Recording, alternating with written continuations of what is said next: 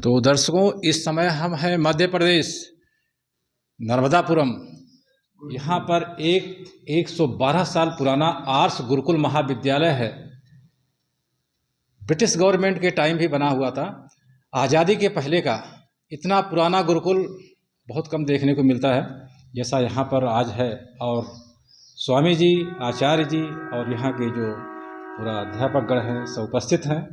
बहुत ही सुंदर और बहुत ही भव्य तरीके से गुरुकुल की एक एक चीज़, यज्ञशाला से लेके गौशाला और फिर बच्चों का छात्रावास, अध्ययन, पठन पाठन, योग, ऐसी ढेर सारी विधाएं इस आर्ष गुरुकुल महाविद्यालय में बच्चों को सिखाई जाती हैं।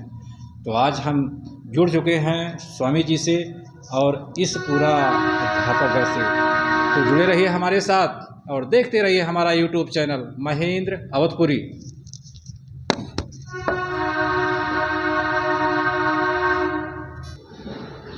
प्रार्थना। ओम सहना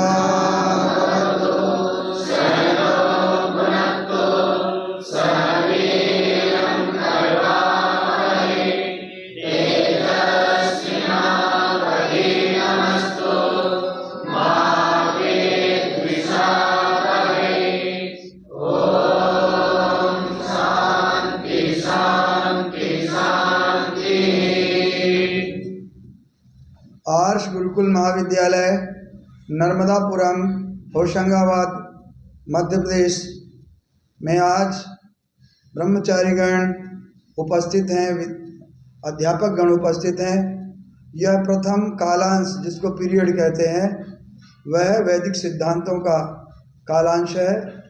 हम ब्रह्मचारियों से अपेक्षा रखेंगे कि वैदिक सिद्धांतों का सही उत्तर प्रस्तुत करेंगे, क्योंकि जब तक चारों वेदों के जो सिद्धांत हैं वे हमें स्मरण ना हो तो हम फिर कैसे चलें, क्या माने क्या ना माने। इसलिए गुरुकुल में प्रथम कालांश के रूप में विद्यार्थियों को, ब्रह्मचारियों को यह वैदिक सिद्धांत का कालांश रखा गया है। मैं विद्यार्थियों से पूछूंगा, विद्यार्थियों का कार्य है कि वे सही उत्तर दें।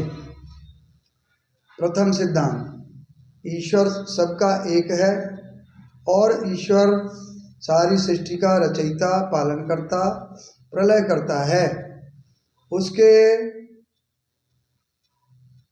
उसकी दृष्टि में सब मनुष्य मात्र हैं, सब प्राणी हैं। जो जैसा कर्म करता है वैसे फल भोगता है। इसलिए हम सबको सदा शुभ कार्य करना चाहिए, जिससे भगवान की न्याय व्यवस्था से, कर्म फल व्यवस्था से शुभ ही फल मिले। जैसा कि माना गया है कि जब बराबर मतलब 50-50% प्रतिशत शुभ कर्म होते हैं तो जीवात्मा को सामान्य मनुष्य का जीवन मिलता है। और यदि शुभ कर्म बहुत होते हैं और अशुभ कर्म बहुत थोड़े होते हैं तो श्रेष्ठ मनुष्य का। और जब शुभ ही शुभ कर्म होते हैं, अशुभ नहीं रहते, सारे कुसंस्कार समाप्त हो जाते हैं, तो वह भगवान को भी प्राप्त कर सकता है। ऐसे सिद्धांतों का उत्तर ब्रह्मचारी लोग प्रदान करेंगे। ईश्वर कितने हैं? चेतन कितने हैं? कौन कौन? आत्मा, परमात्मा। तीन अनादि तत्व कौन से हैं? ईश्वर, जीव, प्रकृति। ये तीनों अनादि तत्व अर्थात सदा से हैं और सदा रहेंगे। उनको न किसी ने उत्पन्न किया है और न उनका कोई नाश कर सकता है। तीन गुरु कौन कौन से हैं? माता, पिता, आचार्य। चार वेद हम सुने जाते हैं संसार में कि प्राचीन ग्रंथ हैं, उनके नाम बोलिए।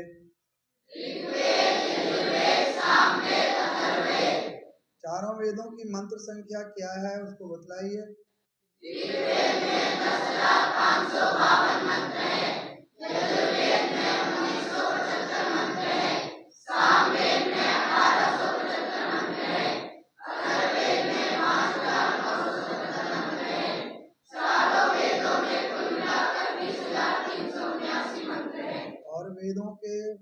मंत्रों को जो आपने बतलाया संख्या 20,379, इनमें अक्षर संख्या क्या है चारों वेदों की अलग अलग? ऋग्वेद में 4,32,000 अक्षर है, यजुर्वेद में 90,351 अक्षर है, सामवेद में 55,756 अक्षर है, अथर्ववेद में 2,76,528 अक्षर है। चारों वेदों में कुल मिलाकर 7,84,633 अक्षर है। सब मनुष्यों को कहा गया है कि 5 महायज्ञ अवश्य करना चाहिए जिससे जीवन सफल हो जाए। मैं ब्रह्मचारी सुदामा से पूछूंगा, सुदामा उत्तर देंगे कि वो 5 महायज्ञ कौन से हैं। खड़े होकर उत्तर दें। ब्रह्म यज्ञ, देव यज्ञ, पितृ यज्ञ, अतिथि यज्ञ, बलिवैश्वदेव यज्ञ। ब्रह्मचारी नीतीश जी जो बिहार से यहाँ पढ़ने आए हैं, कि बलिया के हैं? बलिया मतलब बिहार से लगा हुआ, वहाँ के हैं। हम इनसे पूछते हैं कि 6 दर्शनों के नाम क्या हैं? सांख्य दर्शन के रचयिता महर्षि कपिल जी है, योग दर्शन के रचयिता महर्षि पतंजलि जी है, न्याय दर्शन के रचयिता महर्षि कणाद जी है, मीमांसा दर्शन के रचयिता महर्षि जैमिनी जी है, वेदांत दर्शन के रचयिता महर्षि वेद व्यास जी हैं। बैठिए। अब मैं ब्रह्मचारी, क्या नाम है आपका तीसरे नंबर पर? योगेश के भाई देवेश जी। देवेश जी से पूछता हूँ, मनुष्य के शरीर में हमारे ऋषि मुनियों के अनुसार कितनी धातुएं हैं? ये रक्त, रस, मांस आदि। रस 7 धातुएं। बोलिए। रस, रक्त, मांस, मेद, अस्थि, मज्जा, वीर्य। ठीक है, बैठिए। आठ योग के अंग सुने जाते हैं, हम सब लोग मानते हैं। महर्षि पतंजलि ने योग दर्शन लिखा है। 8 अंगों के नाम ब्रह्मचारी जी कौन बतलाएंगे? ब्रह्मचारी क्या नाम है इनका? विशांत माने विशेष शांत। ठीक, तो योग दर्शन के 8 अंग बतलाइए। यम, नियम, आसन, प्राणायाम, प्रत्याहार, धारणा, ध्यान, समाधि। ठीक है, बैठिए। ब्रह्मचारी मैं 9 की संख्या के कुछ सिद्धांत पूछूंगा जो महर्षि कणाद जी ने अपने वैशेषिक दर्शन में लिखे हैं। ब्रह्मचारी वीर आर्य 9 द्रव्य के नाम बतलाएंगे। पृथ्वी, जल, अग्नि, वायु, आकाश, काल, दिशा, आत्मा, मन। बैठ जाइए। आशीर्वाद। हम लोग प्रतिदिन यज्ञ करते हैं। यज्ञ में समिधाएं माने लकड़ी लगती है। वो किन किन वृक्षों की समिधाएं हो सकती हैं? मौसम के अनुसार अलग अलग हमारे ऋतुएं हैं। 6 ऋतुओं के नाम बोलिए।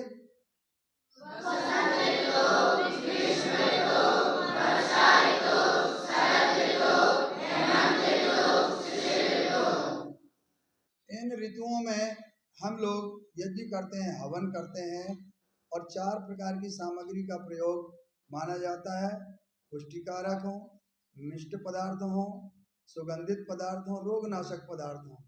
लेकिन इनमें समिधाओं के वृक्ष कौन कौन से हैं? कौन कौन सी समिधाएं यज्ञ में ले सकते हैं?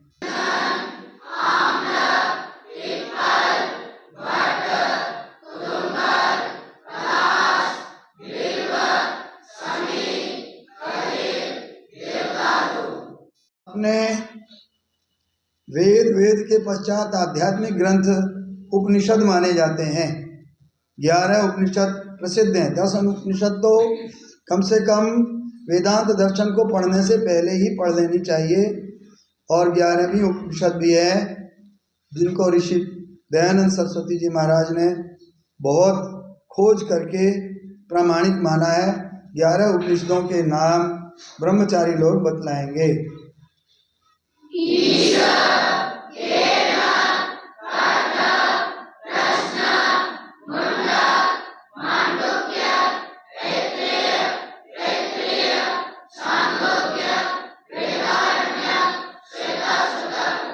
आजकल लोग जनवरी फरवरी आदि नाम ये महीनों के जानते हैं और वो तो चैत्र वैशाख आदि भी भूल चुके हैं। गांव में भले ही लोग जानते हैं और वैदिक मास तो और भी भूले हुए हैं जो कि हमारे मूल नाम थे।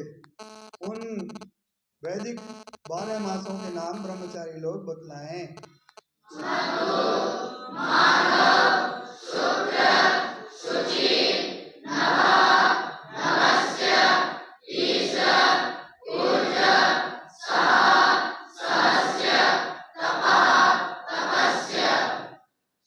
विद्याएं सुनी जाती हैं, 14 विद्याएं भी सुनी जाती हैं।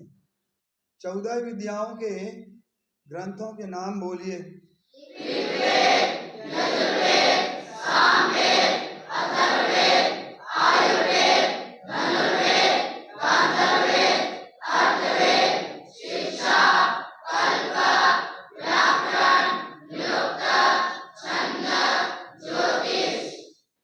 अष्टमी कक्षा से कौन ब्रह्मचारी 16 संस्कारों के नाम बतला सकता है? हाथ उठाएं कोई। अच्छा चलो, ब्रह्मचारी क्या नाम है? कृष्ण बतलाएंगे 16 संस्कार। गर्भाधान, पुंसवन, सीमंतोन्नयन, जागकर्म, नामकरण, निष्क्रमण, अन्नप्राशन, चूड़ाकर्म, कर्णवेद, उपनयन, वेदारंभ, समावर्तन, विवाह, वानप्रस्थ, संन्यास, अंत्येष्टि। ये 16 संस्कार हमारे जीवन में होते हैं तब हम अच्छे श्रेष्ठ मनुष्य बन जाते हैं। संस्कार नहीं होते तो मनुष्य सामान्य ही बना रहता है। हमको तो इतनी तक श्रेष्ठता प्राप्त करनी चाहिए कि हम परमात्मा को भी, जो सबके हृदयों में विराजमान है, सूक्ष्म है, निराकार है, सर्वशक्तिमान, न्यायकारी, दयालु है, उस परमात्मा को हम प्राप्त कर सकते हैं जब हम संस्कारों से संस्कारित होते हैं। 3 प्रकार से हम लोग कर्म करते हैं। वाणी से करते हैं, या वाणी के कर्म कहलाते हैं वाचनिक कर्म। इसी प्रकार से हम लोग शरीर से, हाथ पैर से काम करते हैं, वो शारीरिक कर्म कहलाते हैं। और साथ ही हम मन से सोचते रहते हैं, ये मानसिक कर्म कहलाते हैं। जब हमारे तीनों कर्म वाचनिक, शारीरिक और मानसिक शुद्ध होते हैं तब हमको विशेष सुफल मिलता है। वेदों में अनेक प्रकार के मंत्र हैं। उन मंत्रों को अनेक छंदों में गाया जाता है, पढ़ा जाता है, बोला जाता है। जैसे गायत्री मंत्र बहुत प्रसिद्ध है, तत्सवितुर्वरेण्यं भर्गो देवस्य धीमहि, क्योंकि इसमें 23-24 अक्षर होते हैं। जब एक कम होता है तो उसको निश्चित गायत्री कहते हैं, और जब पूरे 24 अक्षर होते हैं तो उसको गायत्री मंत्र बोलते हैं। इसी प्रकार से गायत्री से लेकर के उत्कृति अभिकृति तक 21 प्रकार के वेद मंत्रों के छंद होते हैं। उनके नाम ब्रह्मचारी लोग सामूहिक रूप से बतलाएं।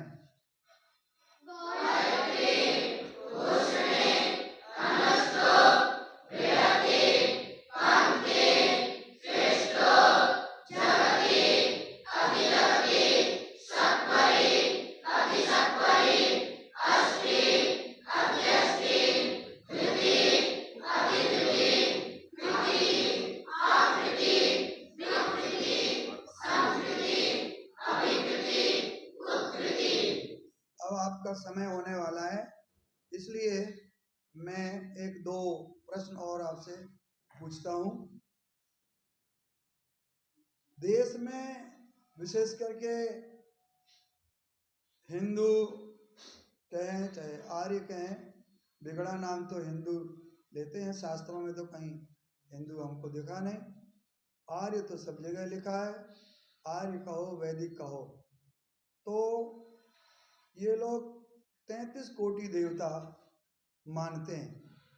भूल ये हो गई है, कोटि का अर्थ करोड़ ले लिया गया। संस्कृत भाषा में कोटि माने प्रकार होता है, दर्जा, स्तर जिसको बोलते हैं ना, ये उच्च कोटि के विद्वान आए हुए कोटि लगाते हैं, उसका मतलब है श्रेणी। इसी प्रकार से ये 33 कोटि देवता जो हैं वो 33 प्रकार के हैं। उन 33 कोटि देवताओं के नाम हमारे गुरुकुल के ब्रह्मचारी लोग एक साथ सामूहिक रूप से बोलेंगे। 33 कोटि देवता कौन से हैं?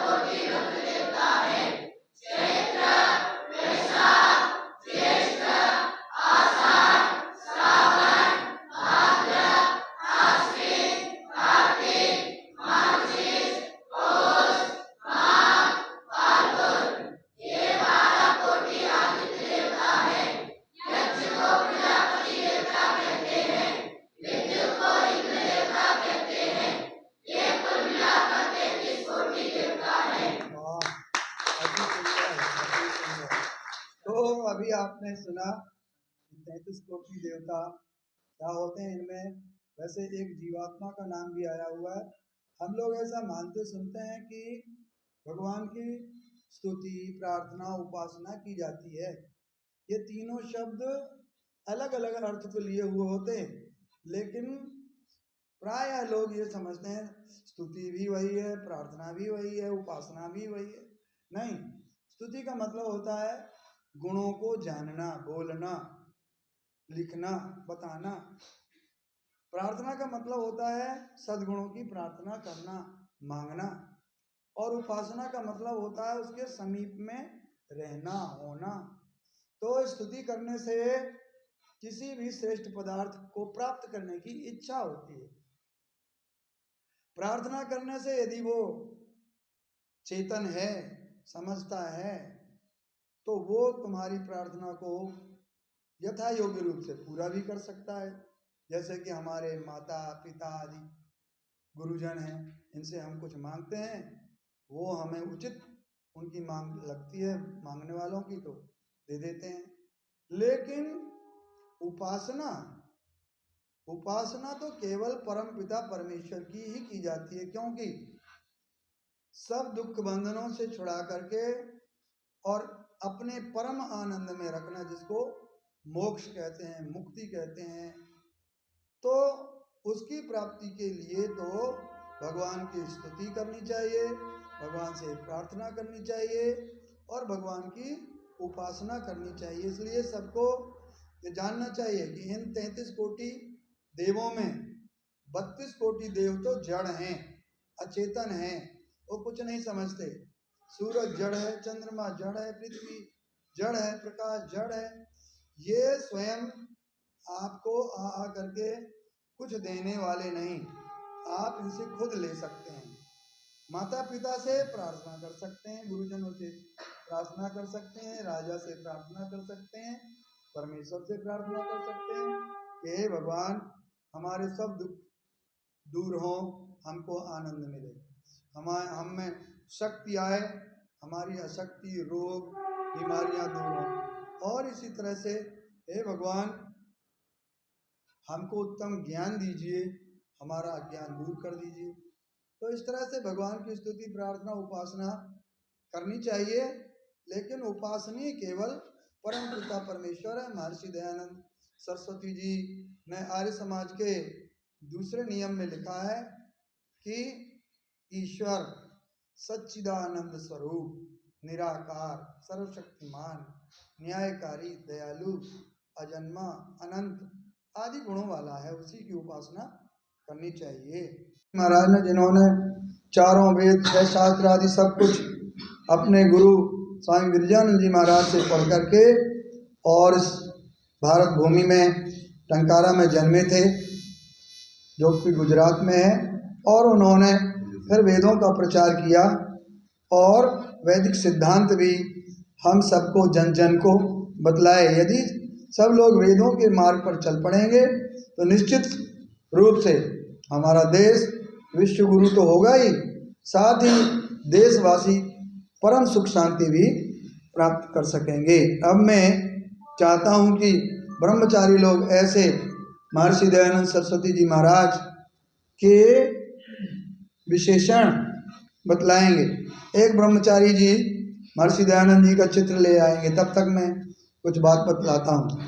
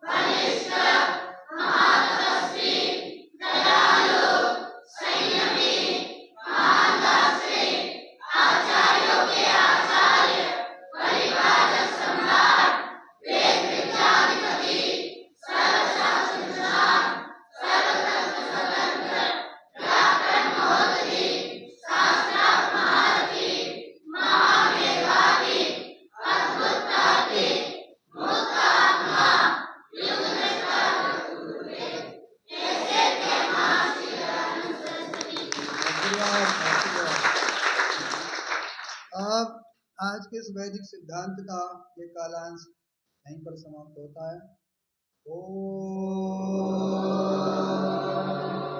शांति शांति शांति।